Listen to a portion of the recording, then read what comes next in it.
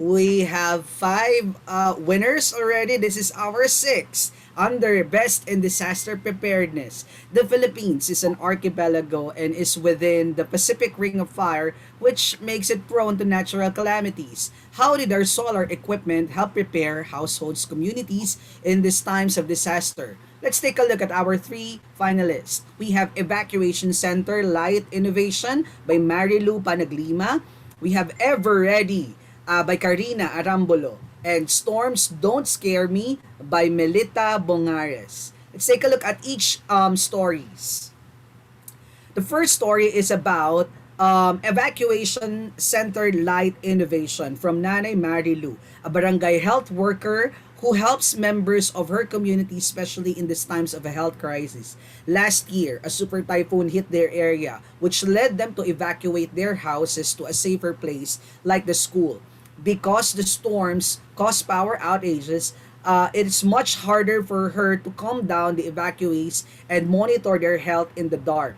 Let's see how the Sun King boom has helped her prepare for this disaster in the midst of the pandemic. Bomb po ang pinili ko dahil nga po ito ay isang napakalaking tulong sa akin bilang isang barangay health worker. Ito ay unang-una ay ang panggagawa ko ng report sa aking bilang isang barangay health worker. Ikalawa, bilang pagresponde sa aking mamamayan, sa aking mga kabarangay. Ikatlo, nagiging tanglaw ito sa amin sa evacuation center. Now that they have light for the evacuation center, you can help the evacuees by taking their temperature and overall better ensure their safety. Great. Thanks, Nanay Marilu. Naging helpful pala yung Sun King Boom bukod sa dapat supposedly panggamit niya lang yun for her routine as a BHW, nagamit niya pa sa evacuation center. So thank you for your always available service, Nanay Marilu. Shall we go to the next story? Yeah, go All right. ahead. The Ever Ready by Nanay Karina Arambulo. Nanay Karina lives on an island filled with bamboo trees, which they make into furniture. When storms hit the island, the rain can soak her bamboo and the strong winds can even blow off her house roof. These winds can also cause the bamboo to hit the power lines and cause brownouts, which makes it harder for her to receive news about the storms and prepare appropriately. Let's watch this video. Malaking tulong po sa amin ang pinahatid sa amin ng solar. At kapag po may sama ng panahon, nakakapakinig po kami sa radyo. At hayaan po namin ang aming mga gamit na kawayan, nilalagay po namin sa isang safe na lugar. Tapos, nakakapagtali po kami ng yero, isa kapakali po may dumating na sama ng panahon. Now, because of their solar product, she and her husband are better prepared for storms and can continue with their livelihood even throughout brownouts. Thank you, Nanay Karina. As the saying goes, prevention or being prepared and ready is better than cure. And so, on to our last finalist for this category. The story Storms Don't Scare Me by Nanay Melita. Nanay Melita is a 47-year-old vendor who sells Filipino snacks called shakoy and kakanin. During storms, there is no power and she has to travel to a nearby city almost every day just to charge her phone, which she uses to check on storms updates and call her children who lives in Manila. Since the brownouts can last several months, these trips become expensive and dangerous for her. And Nanay Melita risks her safety just to keep in contact with her kids.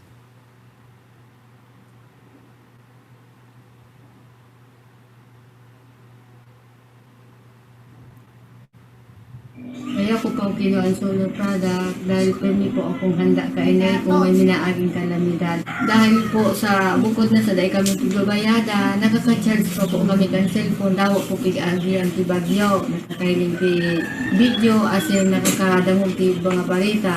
Buda dahil man po kami nali ang komunikasyon sa mga aki ko sa Manila.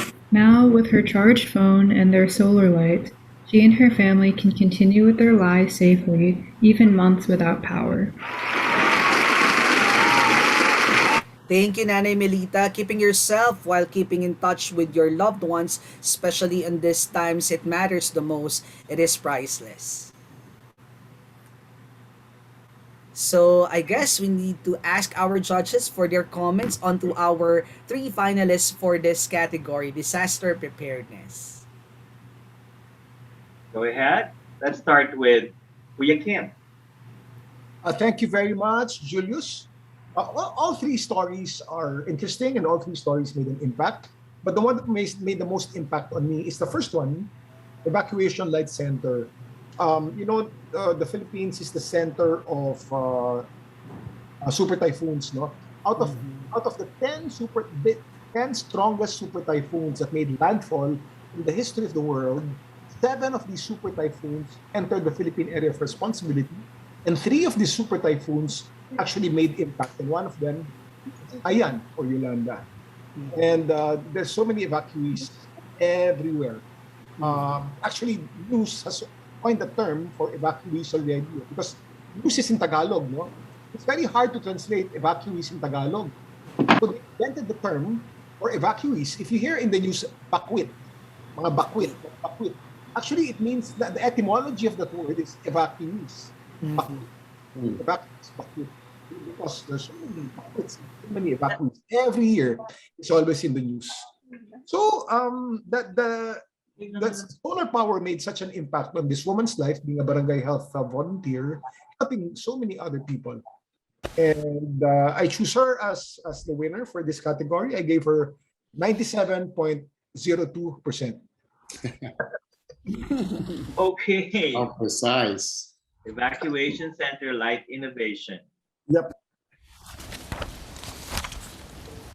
Okay, how about we ask Tita K? Tita K, who's your choice? I like I like that and I like Ever Ready. Yung Ever Ready na bamboo ang ginagawa niya. It's close to my heart, the bamboo. Pero itong sinabi rin ni Kuya Kim, very timely. Kasi ngayon, ang dami talagang disasters na kailangan sa evacuation tumulong. Eh, ang pinakamalaking tulong yung ilaw talaga. Kawawa naman eh. Thank you. What about Thank okay. I'm sorry, I'm having technical difficulties. I'm sorry to interrupt you, Tita K. Yeah. So your choice, Tita K. I'm hearing two stories there, but your choice is yung gusto ni Kim. evacuation, light innovation. All right. How about you, Sir Jim? Ay, gusto ko Sorry. yung isa. Gusto ko pa rin yung isa, pero mas okay talaga yung kay Kim. Yung si evacuation. Ah, So I All vote, right. I vote for that. Okay. Thank you, Tita K. Sir Jim. Actually, this one unanimous, no. Bukod dito, of course, the fact that our weatherman, si Kuya Kim, mentioned that we always have to be ready because we always. I mean, it's happening more and more. No, as Dr. Handy said, we're at the center of the. We get hit so often. We should be the experts on this one, and ang laking tulong talaga yung ng solar. But what I really liked about it is it's being used by a barangay health worker. Si Nanay Marilu, BHW, I don't know if people realize yung mga BHW, actually mga volunteer yan. They are not on the salary of DOH. And recently, and normally when there's a disaster, everyone runs to the evacuation center. And we are all scared, and when we get there, can you imagine na may ilaw, may radyo, alam mo kung anong nangyayari, tapos may BHW na tumutulong, di ba? So instead of being scared, you feel more, mas magaan yung loob mo, even though it's an emergency. But I always think, how does the BHW feel? Tayo takot lahat, pero sila yung nandyan parang in charge, no? So talagang I really respect the BHW so much. We are partners with the BHW Federation. There's about 300,000 volunteer BHWs all over the Philippines that are doing the frontliner work, including dito sa panahon ng COVID. No, so I like that story also. Evacuation Center, Light Innovation. So we have a winner. And our Yes, winner for the Julius. Disaster Preparedness Evacuation Center Light Innovation. The winner is from Quezon Central Branch. Mhm. We are in Quezon Central Branch. Okay, let's go to the winner. And receiving the prize for the winner will be a Sun King tube light. And for the Greenlight Planet's Sunking Tube is the industry's gold standard with mobile charging capability. This brilliant tube light shines up to 40 times brighter than a kerosene lamp at 400 lumens. It also packs a high charging capacity for mobile phone charging, all thanks to its large battery, large solar panel, and efficient LEDs. In addition to its high performance and premium build quality, the Sunking Tube comes at an affordable price. Get things done at home or at work, day and night with our most powerful tube light yet. Okay, and the other nominees will receive a Sun King Pico Plus Duo. Who would like to take this opportunity to, okay, there they go. Yeah, right.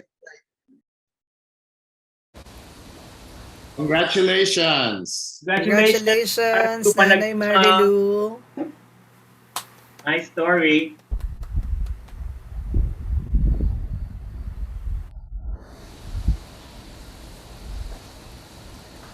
Maraming salamat sa iyo. Okay.